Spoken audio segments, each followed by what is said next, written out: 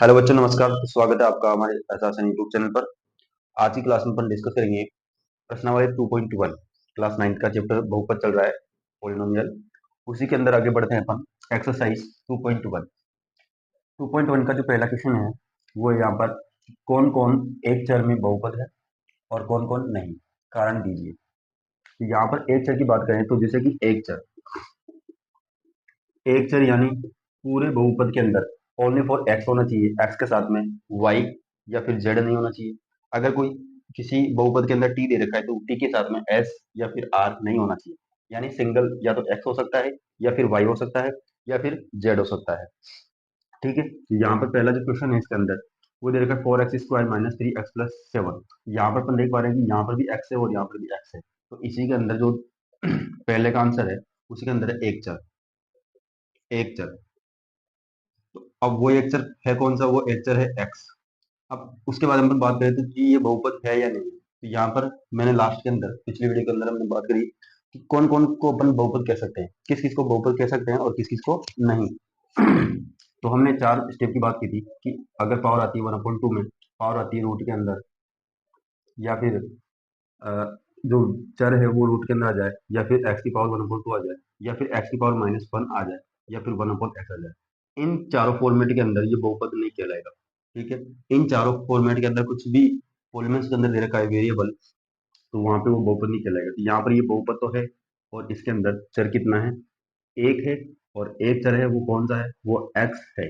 यानी ये बहुपद है, बहुपद है। ठीक है, दूसरे वाले की बात करें तो यहाँ पर ये भी बहुपद है क्योंकि y की पावर 2 है, मतलब पावर होल नंबर में है और होल नंबर में पावर होती है चर की, तो वहां पर वो होता है बहुपद। तो ये भी क्या है, बहुपद है। और इसके अंदर एक ही चर है, एक चर वो कौन सा है, y है। इसके अंदर अपन बात करें तो देखो यहाँ पर जो वेरिएबल है टी वो आ रहा है रूट के अंदर, तो ये बहुपद नहीं है, बहुपद नहीं है। पहली तो बात करें बहुपद की, तो बहुपद नहीं है ये वाला। अब इसके अंदर जो वेरिएबल है, जो चर है, वो चर तो कितना है, यहाँ पर एक ही है। चर तो एक ही है और वो कौन सा है, टी, लेकिन ये बहुपद नहीं है। चौथे क्वेश्चन की बात करें तो यहाँ पर देखिए अपन, y प्लस के साथ में है 2 में y, तो यहाँ पर अपॉन में वैल्यू आ रही है, मतलब ये वाली, तो ये बहुपद नहीं होगा, बहुपद नहीं होगा। और बहुपद नहीं है, लेकिन इसमें जो चर है, चर तो एक ही है। चर यहाँ पर ओनली फॉर y है, लेकिन ये बहुपद नहीं होगा। पांचवें क्वेश्चन की बात करें, यहाँ पर जितनी भी पावर दे रखी है वो सभी की सभी होल नंबर में यानी पूर्ण संख्या के अंदर दे रखी है, यानी ये बहुपद है, ये बहुपद तो है। लेकिन इसके अंदर जो चर है, वो चर यहाँ पर है 1, 2 और 3। एक्स भी इसी के साथ है, वाई भी है और टी भी है, तो यानी चर है तीन, तीन चर है। और तीन कौन कौन है, एक तो एक्स आ रहा है, एक वाई है और एक टी है। तो इसी प्रकार से आपको चर बताना है कि चर कितने हैं। अगर पूरे पॉलीमेंस में, पूरे बहुपद के अंदर एक्स दे रखा है तो वहां पर एक्स ही चर होगा। ठीक है, वहां पर एक ही चर होगा। बाकी अपन देखें सेकंड क्वेश्चन, सेकंड क्वेश्चन के अंदर दे रखा है कि निम्न में से प्रत्येक में एक्स स्क्वायर का गुणांक निकालें, मतलब coefficient of x square.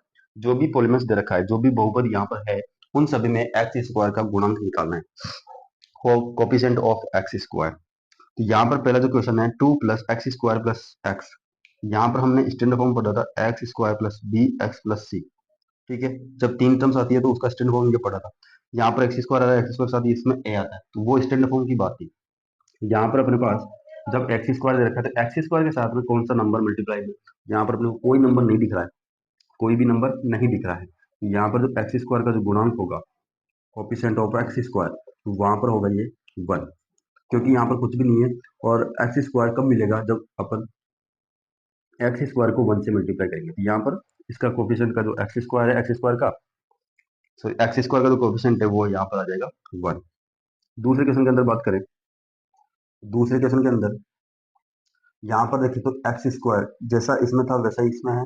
X की पावर 3 है, उसको अपने को देखना नहीं है क्योंकि अपने को ओनली फॉर x² का बताना है। x² का यहाँ पर सेम टू सेम इसकी तरह है, लेकिन यहाँ प्लस था, यहाँ पर माइनस है, तो यहाँ पर क्या आ जाएगा, x² का जो गुणांक होगा वो आ जाएगा -1।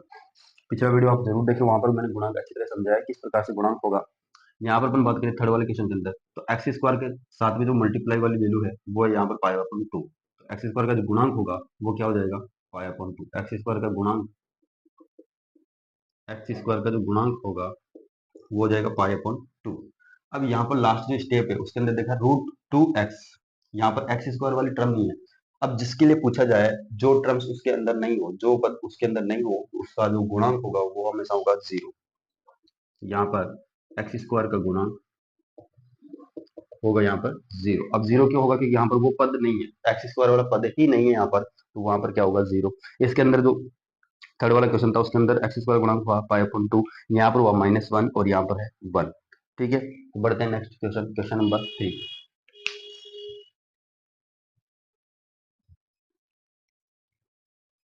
बात करें नेक्स्ट क्वेश्चन, क्वेश्चन नंबर 3।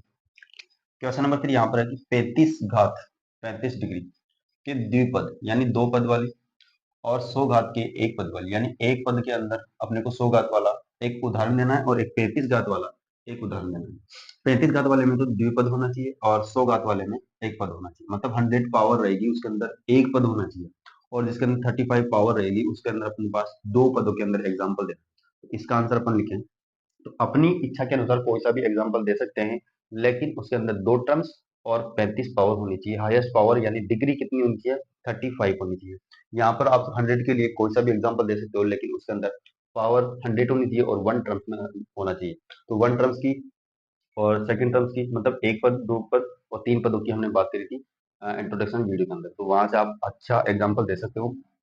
जैसे यहाँ पर मैं दूं कि एक्स की पावर में ले लूँ 35 और इसी के साथ में मैं कुछ प्लस कर दूं या फिर माइनस कर दूं, जैसे मैंने माइनस किया 5, तो ये हो गया दो पद, और इसके अंदर हाईएस्ट जो पावर है वो कितनी है? 35। तो ये हो गया पहला एग्जाम्पल। इधर वाले की बात करें तो यहाँ पर 100 पावर होनी चाहिए और एक ही पद होना चाहिए, यानी आप एक्स की पावर 100 ले सकते हो, आप वाई की पावर 100 ले सकते हो, आप टी की पावर 100 ले सकते हो। तो यहाँ पर तीन उदाहरण हो गए, तीनों ही एक पद में है, मतलब एक ही टर्म्स में है, जिसको अपन मोनोमियल्स कहेंगे। तो एक पद के अंदर है तीनों, तो इन तीनों में से आप कोई सा भी एग्जाम्पल ले सकते हैं। यहाँ पर भी ऐसे बहुत सारे एग्जाम्पल बनेंगे, लेकिन आपको यहाँ पर दो ही पद लेने हैं। ठीक है, बात करें क्वेश्चन नंबर 4। निम्न बहुपदों में बहुपदों की घात बताइए, यानी डिग्री बताइए। जैसे कि यहाँ पर डिग्री के अकॉर्डिंग हमने यहाँ पर पावर बनाई कि 35 पावर के दो पदों के अंदर चाहिए, तो यहाँ पर अपने को डिग्री पूछा है कि हाईएस्ट पावर। अब डिग्री का मतलब होता है highest power of in following, जो भी बहुपद दे रखा होगा उसके अंदर सबसे बड़ी घात देनी है। यहाँ पर एक बहुपद है, इस बहुपद में अपने को सबसे बड़ी घात दिख रही है यहाँ पर 3, तो यहाँ पर इसकी डिग्री क्या हो जाएगी? 3 हो जाएगी, मतलब घात क्या हो जाएगी?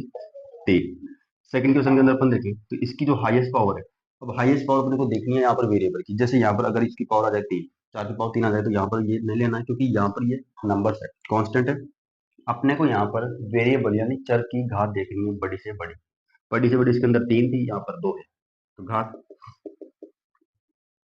डिग्री कितनी हो जाएगी? यहाँ पर 2 हो जाएगी। इसके अंदर अपन देखें थर्ड वाले क्वेश्चन के अंदर, तो टी है यहाँ पर, वेरिएबल क्या है? यहाँ पर टी है, और टी की पावर यहाँ पर अपने को दिख नहीं रही, मतलब यहाँ पर 1 होगी, तो टी की पावर 1 है, यानी डिग्री कितनी हो जाएगी? 1 हो जाएगी, घात 1। इसके अंदर कोई चर नहीं है, एक भी चर यहाँ पर है नहीं, तो चर नहीं होगा, किसी भी बहुपद के अंदर चर नहीं होगा। यहाँ पर ये केवल सिंगल नंबर है, इसको अपन क्या लिख सकते हैं? जैसे एक्स की पावर 0 और 3, ये अपन लिख सकते हैं इसको 3 एक्स की पावर 0। एक्स की पावर 0 का मतलब होता है यहाँ पर 1। ठीक है, तो 1 को मल्टीप्लाई करेंगे यहाँ पर 3 से, तो यहाँ पर बनेगा 3, मतलब ये इस प्रकार से बना हुआ। यहाँ पर जो डिग्री है, यहाँ पर डिग्री है वो है 0, ये जो घात है वो यहाँ पर 0 हो जाएगी। ठीक है, तो इस प्रकार से यहाँ पर ये चौथा क्वेश्चन होता है, और डिग्री के अंदर आपको क्वेश्चन कोई सा भी पूछ सकता है। ठीक है, तो बढ़ते हैं नेक्स्ट क्वेश्चन, क्वेश्चन नंबर 5। देखते हैं next question, question number 5। Question number 5 के अंदर है कि बताइए कि निम्न बहुपदों में कौन कौन बहुपद रैखिक यानी लीनियर, द्विघात यानी क्वाड्रेटिक और क्यूबिक यानी त्रिघात। तो रैखिक, द्विघात और त्रिघात, पिछले वीडियो के अंदर हमने बात करी थी रैखिक, द्विघात और त्रिघात की। किसको अपन रैखिक कहेंगे, किसको द्विघात कहेंगे और किसको क्यूबिक यानी त्रिघात कहेंगे। जिसके अंदर डिग्री, जिसके अंदर जिस बहुपद के अंदर डिग्री कितनी होती है? 1, उसको अपन क्या कहेंगे? रैखिक। जिसके अंदर कितनी होती है? 2, उसको अपन क्वाड्रेटिक कहेंगे, और जिसके अंदर डिग्री होती है 3, उसको अपन कहते हैं क्यूबिक। तो यहाँ पर केवल अपने को डिग्री दे के ही बताना है। यहाँ पर पहला जो क्वेश्चन है वो है एक्स स्क्वायर प्लस एक्स, तो यहाँ पर देखिए डिग्री, घात यहाँ पर अपने को 2 दिख रही है, यानी ये इसका नाम है वो द्विघात है, इसका नाम द्विघात हो जाएगा, यानी क्वाड्रेटिक हो जाएगा, क्वाड्रेटिक पोलिनोमियल, द्विघात बहुपद हो जाएगा। सेकंड की अपन बात करें तो सेकंड के अंदर जो डिग्री है वो डिग्री अपने पास यहाँ पर है 3। अगर डिग्री 3 है, मतलब घात अगर 3 है, तो इसको नाम क्या होगा? इसका नाम क्या होगा? त्रिघात। त्रिघात बहुपद होगा, यानी क्यूबिक होगा। थर्ड वाले क्वेश्चन के अंदर बात करें तो यहाँ पर y plus y square plus 4, यहाँ पर हाईएस्ट पावर कितनी है 2, यानी डिग्री कितनी हो गई 2, और इसकी जो घात है वो हो गई 2, और जिसकी घात 2 होती है, जिसकी घात 2 होती है यानी डिग्री 2 होती है, उसको अपन कहते हैं द्विघात। ठीक है, बहुत सिंपल क्वेश्चन है, केवल अपने को रेखिक द्विघात और त्रिघात का मतलब पता होना चाहिए कि रेखिक के अंदर डिग्री 1 होगी, द्विघात के अंदर डिग्री 2 होगी, और त्रिघात के अंदर डिग्री 3 होगी, क्योंकि ये शब्द कुछ कह रहा है। यहाँ पर 3 यानी 3, द्वि यानी 2, तो यहाँ पर डिग्री 2, यहाँ पर डिग्री 3। बात करें यहाँ पर फोर्थ क्वेश्चन की, तो फोर्थ क्वेश्चन के अंदर यहाँ पर है 1 प्लस एक्स, यहाँ पर पावर कितनी है 1 है, वेरिएबल की पावर कितनी है 1, यानी डिग्री, डिग्री यानी घात कितनी हो गई, यहाँ पे 1 है, और 1 घात वाले को अपन कहते हैं रैखिक बहुपद। क्या कहेंगे, रैखिक बहुपद, लीनियर इसको अपन कहेंगे। यहाँ पर देखें तो 3t आ रहा है, यहाँ पर कितना आ रहा है 3t, t की पावर यहाँ पे 2 नहीं है, 1 3 नहीं है, तो यहाँ पे क्या होगी 1 है। अगर t सिंगल दे रखा है तो यहाँ पर पावर होती है 1, और पावर 1 वाले को अपन कहते हैं रैखिक। ठीक है, तो यहाँ पर डिग्री लिखने की जरूरत नहीं है। यहाँ पर आर स्क्वायर है, सिंगल टर्म्स है, आर स्क्वायर है। पिछले क्वेश्चन के अंदर हमने सिंगल टर्म्स में 35 पावर का बनाया डबल टर्म में, और 100 पावर का बनाया था सिंगल में। तो यहाँ पर आर की पावर 2 दे रखी है, यानी डिग्री इसकी 2 है, डिग्री 2 है, और डिग्री 2 होगी तो उसका नाम क्या हो जाएगा, द्विघात। ठीक है, लास्ट में यहाँ पर पावर आ रही है 3, एक्स की पावर 3, यानी नाम हो जाएगा त्रिघात, त्रिघात। ठीक है, तो यहाँ पर बहुत सिंपल है, आप बहुत सारे एग्जाम्पल लेके सोल्व कर सकते हो, कोई सा भी एग्जाम्पल आ जाए दे सकते हो। अगर पावर 1 आ रही है तो उसको कहेंगे लीनियर, पावर 2 आ रही है तो उसको कहेंगे अपन क्वाड्रेटिक, और पावर 3 आ रही है तो उसको अपन कहेंगे क्यूबिक। यहाँ पर ये डिग्री के अकॉर्डिंग डिपेंडेड है, क्योंकि डिग्री जितनी होगी उसका उतना ही नाम है। यहाँ पर 1 तो रेखिक, 2 तो यहाँ पर द्विघात, और 3 घात होगी तो उसको अपन कहेंगे त्रिघात। घात के ऊपर डिपेंड है इसका नाम। ठीक है, तो ये था 2.1 एक्सरसाइज के जितने भी क्वेश्चन थे वो सारे कंप्लीट हो चुके हैं। आप इस वीडियो को जरूर अपने दोस्तों के साथ शेयर करें।